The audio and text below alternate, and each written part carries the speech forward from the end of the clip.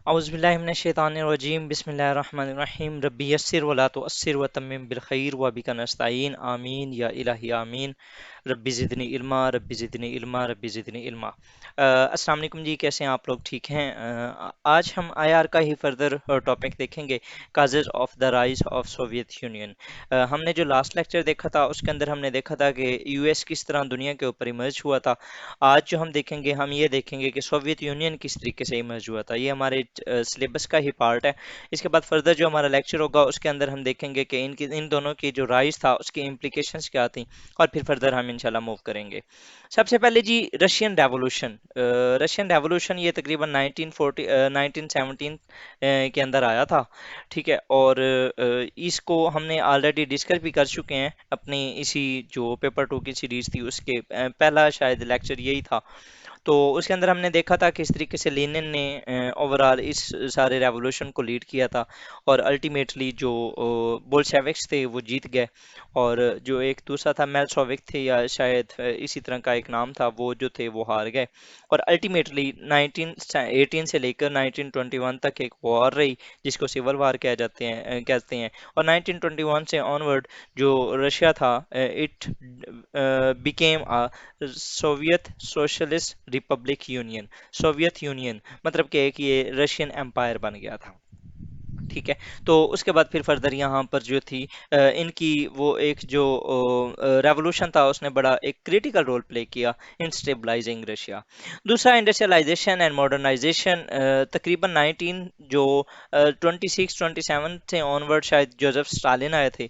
ये भी एक डिक्टेटर था, ये 1945 तक रहा या पता नहीं 1953 तक। आप इसको एक बार गूगल कर लीजिएगा इनका जो इरा था। बहरहाल जो जोसेफ स्टालिन का इरा था वो बहुत ही रेवोल्यूशनरी था इन सोवियत यूनियन।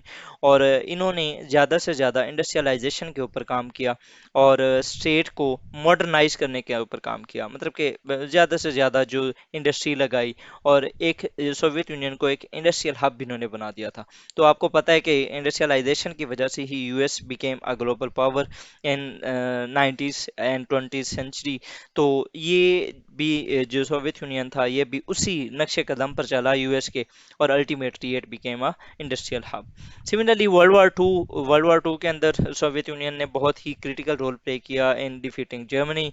ठीक है, जो नाजी हिटलर था उसको रशिया के अंदर जब वो गया, तो हालांकि ये एक बहुत ही हैवी किस्म की इनकी जीत थी, लेकिन इसके अंदर जो सोवियत यूनियन था उसको नुकसान बहुत उठाना पड़ा था। लेकिन बिकॉज जो सोवियत यूनियन था वो उस साइड पे था जो कि जीती थी, तो it became an emerging empire. ठीक है, इसके बारे में ना जो एक यूके का उस टाइम प्राइम मिनिस्टर था विंस्टन चर्चिल, उससे किसी ने कहा कि सर आपके तो सोवियत यूनियन के जो लीडर्स हैं उनके दरमियान आइडियोलॉजिकल क्लैश है, तो फिर आपने सोवियत यूनियन को अपने इस ब्लॉक के अंदर क्यों शामिल किया, और आप उसके साथ इकट्ठे क्यों बैठे? ठीक है, जबकि फिर उसके बाद अगर आप देखें 1945 से ऑनवर्ड ये दोनों थे भी वैसे एट ऑड्स। तो उस टाइम ना चर्चिल ने कहा था कि even I will partner with evil, शैतान के साथ भी मैं दोस्ती कर लूंगा, टू डिफीट हिटलर। एंड मैं उस वक्त तक मैं हिटलर को नहीं छोड़ूंगा जब तक मैं उसका खात्मा नहीं कर लेता। मतलब कि इस तरह की एक उनकी स्टेटमेंट थी। बहरहाल ये है कि वो इतना ज़्यादा हिटलर के खिलाफ थे कि उन्होंने जो कम्युनिस्ट एम्पायर थी उसको भी अपने साथ अपने ब्लॉक के अंदर शामिल किया था। बहरहाल हमारा टॉपिक जो है वो राइज ऑफ सोवियत यूनियन का है। तो सोवियत यूनियन का आप देखें कि वर्ल्ड वार 2 के बाद फिर फर्दर क्या होता है कि जो सोवियत यूनियन था वो एक इमर्जिंग एम्पायर बन के उभरती है, और दूसरी साइड पे यूएस था, और इनके दरमियान फिर आगे कोल्ड वार होती है। उसके बाद जी फर्दर अगर हम देखें तो आइडियोलॉजिकल अपील। अब जो सारा वेस्टर्न ब्लॉक था वो सारा कैपिटलिस्ट था। ठीक है, और जो सोवियत यूनियन का ब्लॉक था वो सारा कम्युनिस्ट था। ये कार्ल मार्क्स का जो तज्जिया है उसका जो उसकी थ्योरी है कम्युनिज्म, और मार्क्सिज्म उसके ऊपर ये बिलीव करते थे, और इन्होंने ना उसको स्टार्ट किया था करना, उसकी बेसिस के ऊपर जो कार्ल मार्क्स की थ्योरी थी या कार्ल मार्क्स के आइडियाज थे, उसकी बेस पे इन्होंने ओवरऑल दुनिया के ऊपर उसको फैलाने की कोशिश की और अपना एक ब्लॉक बनाने की कोशिश की। इसलिए दुनिया जो है उस टाइम दो हिस्सों में बल्कि तीन हिस्सों में डिवाइड हो चुकी थी। एक साइड पे फर्स्ट वर्ल्ड थी जिसके अंदर वेस्टर्न ब्लॉक था, दूसरी साइड पे ईस्टर्न वर्ल्ड थी जिसके अंदर सोवियत यूनियन का ब्लॉक था, और तीसरी साइड पे एक ऐसी दुनिया थी जिसको थर्ड वर्ल्ड कहा जाता था, जो कि हम लोग थे, जो डेवलपिंग नेशंस थी, जो उस टाइम ऐसी नेशंस जो किसी भी ब्लॉक का पार्ट नहीं थी।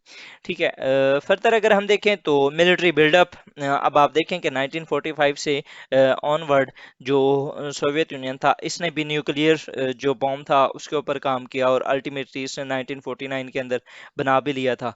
ये जो एक मिलिट्री बिल्डअप था, इसने भी इसको काफ़ी एक स्ट्रेंथन किया और इसको एक पावर दी to become a global power, या एक जो हाइपर पावर होती है वो बनने की।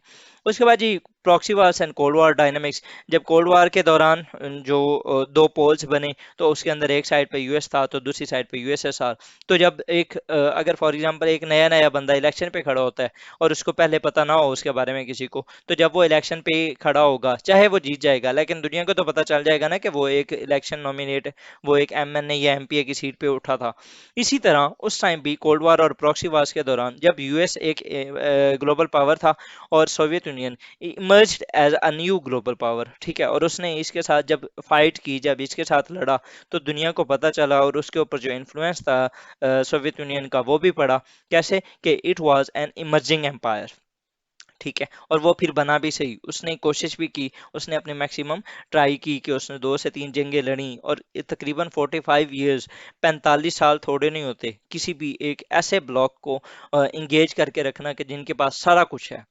ठीक है, सिमिलरली फर्दर जो है वो स्पेस रेस, ये भी एक बहुत ही बड़ा पेश खैमा था during the cold war dynamics, कि Russia was the first country जिन्होंने स्पेस के अंदर अपना पहला जो मिशन था वो भेजा था, और यूरी गागरिन इनका पहला जो था एस्ट्रोनॉट था जिसने सफ़र किया था स्पेसशिप में। और इनकी जो स्पुतनिक, ये स्पेस की जो सैटेलाइट्स हैं या शिप्स हैं शायद, ये बहुत ज़्यादा फेमस भी हैं। आपसे इसके बारे में क्वेश्चंस भी होते हैं, वन पेपर के मोस्टली ये क्वेश्चंस बनते हैं।